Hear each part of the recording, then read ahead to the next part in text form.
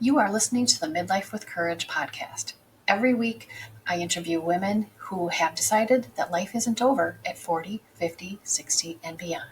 They know that now is the time to live every moment. Hello, everyone, and welcome back to another episode of Midlife with Courage. I'm Kim Benoit, your host, and I'm so happy to have you here. I am doing a solo episode today. I've decided this summer I'm going to do a few more solo episodes and also notice that I'm doing some video. So we're going to see how this goes. This was kind of a spur of the moment thing today, so I didn't really plan out what I was going to wear. So anyhow, it's just me. It's the real me. So today I wanted to talk about buying nothing, actually. It's kind of a weird subject. So it kind of sounds kind of strange, but I want to tell you what happened. I decided this past week that I love books, I love to read. And every time I have a guest who has a great book, I want to buy it, and I have bought a lot of them. And I also want to kind of read the classics and the things, Atomic Habits, which I already have, things like that, those kinds of books. And I thought, instead of buying each one, why don't I just go to the library? I mean, hey, why not? So I got myself a library card and I went down there, and apparently there's a lot of stuff you probably should do online first to kind of look up the books that you want, because I literally was kind of wandering around the shelves looking for books and trying to figure out the different subjects. So long story, a little bit longer. I ended up getting this book, and it's called The Buy Nothing, Get Everything Plan. I don't know if you can see that. And it's by Liesl Clark and Rebecca Rockefeller. And its subtitle is Discover the Joy of Spending Less, Sharing More, and Living Generously. Now, I don't know why that book kind of hit me, or I thought, oh, this would be interesting. Maybe it's because now that my husband's retired, we're kind of on a little bit of a fixed income here. But anyway, what I realized when I got home and I started reading it last night was that I didn't see the fine print, the founders of the Buy Nothing Project. And I am in a group on Facebook called Buy Nothing in Hudson. And so what it is a group where you literally buy nothing. No money exchanges hands. You can give things away, you can receive things, and no money can be exchanged. Even the mention of money gets that post removed. And I love the group. I've been able to get a lot of nice things, and I've given away a lot of nice things, and it kind of makes you feel good to reduce, your global footprint or whatever it is. But anyway, so I started reading this book last night, and I realized these women that wrote this book are the ones who started that Buy Nothing program or project. And I was like, well, that's so funny because I'm in that group. And so anyway, I started reading it, and I'm not even halfway through it yet. Well, about halfway through almost. Anyway, they outlined some steps for buying nothing. The overall goal is to decrease our stuff. What prompted this project was they went to the beach where they live with their kids, and they realized how much plastic there was around. One little boy had a splinter, and then she kind of looked, and he had some plastic between his toes, and they looked around, and there's a lot of plastic and just nasty things that are, kind of floating up out of the oceans and onto our land. And so that prompted them to start thinking, well, we use too much, we buy too much. And that's a whole other podcast. But that was the reason for starting this project. They wanted to find ways that they could reuse things and bless other people and receive those blessings in return. And so the Buy Nothing Project started. And if you want to learn more about that, I will put a link to that in the show notes. But today I wanted to talk about some of the steps that they outline in this book. And there's, let's see, 1, 2, 3, 4, 5, 6, 7. We're not going to talk about all 7. I'm only going to talk about 3 of them. And so the first one I want to talk about, the first step is actually give. So what can you give someone? And you don't have to be in a Buy Nothing group to do this. You can just do this on your own, in your family or in your community, your church, wherever it happens to be.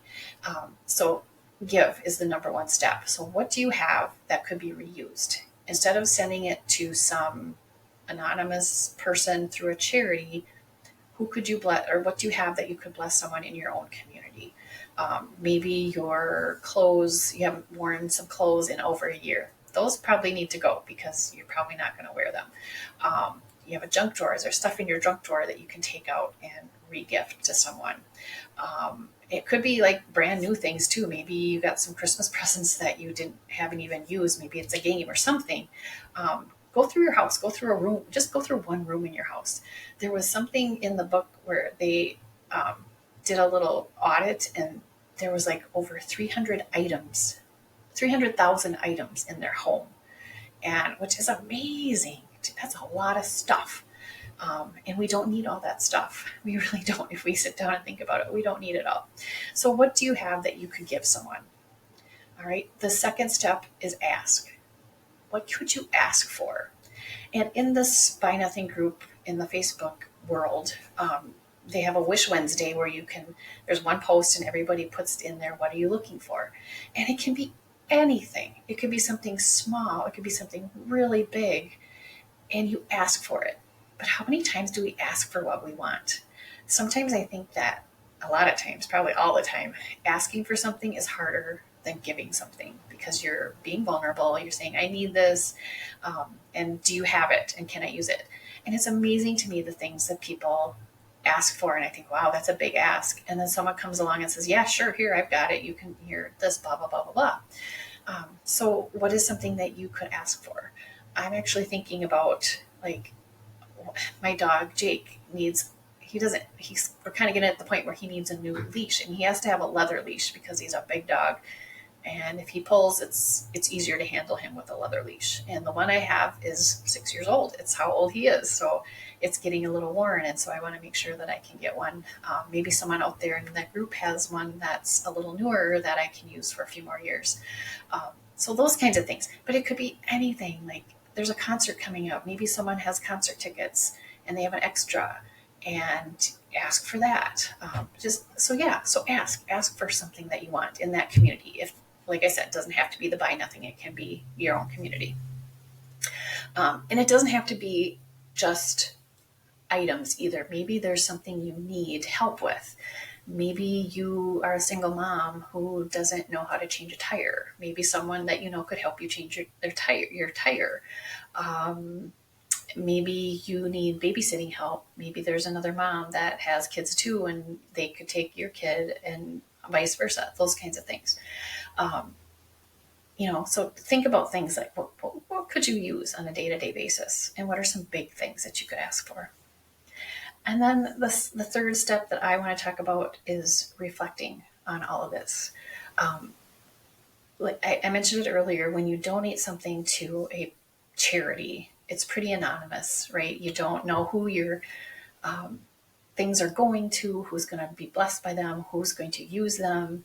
But if you're giving them to someone, even if you don't know the person, at least you know there's someone in your community who you've touched positively in a good way. You've helped them in some, little way, maybe a big way. But think about that, and think about how, what that means to you, and how you can connect, how that kind of connects all of us. Now, in this Buy Nothing group, the date of this book was 2020. So they started this before COVID, and that was when I started in the group as well. But during COVID, we had what they would say porch pickup. You didn't even have to see the person.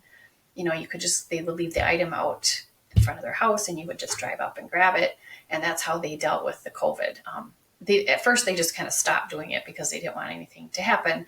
But then eventually they went to, we'll do porch pickup, PPU, porch pickup.